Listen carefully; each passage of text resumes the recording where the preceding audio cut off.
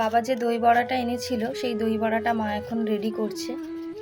বাবা দই বড়া খায় না, আগে খেত, এখন কেন জানি না খেতে চায় না। আমি আর মাই খাবো, তো মা সব মিশিয়ে নিচ্ছে। এই মশলাটা দই বড়ার সঙ্গেই দিয়েছিল, তাই না মা? আর আমি এই যে ঝুড়ি ভাজাটা নিয়ে এসেছি, কারণ ঝুড়ি ভাজাটা একদম কম দিয়েছিল। ঘরে টক দই আছে, সেটাও আর একটু দেওয়া হবে, চাট মশলা। আর এই চাটনিটা মা এখন যেটা দেবে, এই দেখি দাও মা।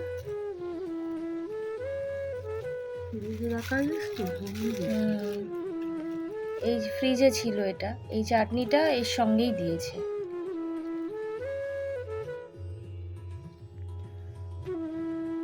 আমার দই বড়া খেতে খুব ভালো লাগে, আপনাদের কাদের কাদের ভালো লাগে অবশ্যই কিন্তু কমেন্ট করে জানাবেন।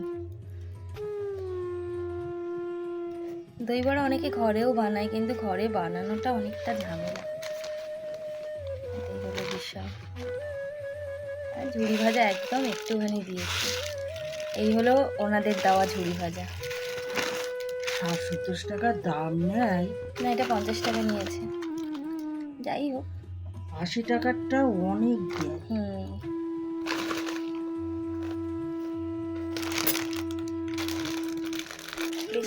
সরুটা আমি দিয়েছি। সরুটা এই ঝুড়ি ভাজা এর থেকে সরুটা পাইনি, তবে বেশি দিও না, বুঝলে? একদম হলুদ কালারের যে ঝুড়ি ঝুড়ি টাইপের ঝুড়ি ভাজা হয় না দই বড়ার জন্য, সেটাই, যেটা আমাদের ওখান থেকে দিয়েছিল। এটা নয়, তো কিছু করার নেই, এখন ওটা পাইও নি, আর এটাই পেয়েছি তাই এটাই নিয়ে এসেছি। আর দিও না, যদি লাগে তখন আবার দেওয়া যাবে। এবার দই দাও আর এই চাট মশলা দাও। চাট মশলাটা আগে খুলে নাও মা।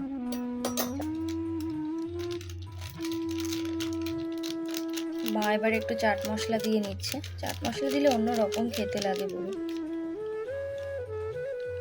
রাখো, পরে গার্ডার দিয়ে রাখা যাবে। দই দাও।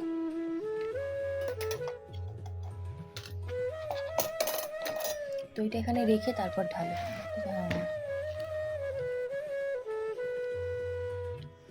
দাও, সেই তো মাখতেই হয়। দই ওরা জল দিয়ে ঘাটে। হ্যাঁ, ওদের তো পাতলা দই থাকে।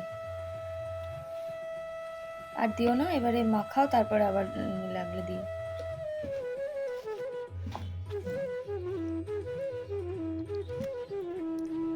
ওরা আবার ধনে পাতা দিয়েছে মনে হচ্ছে, না কারি পাতা, বুঝতে পারছি না।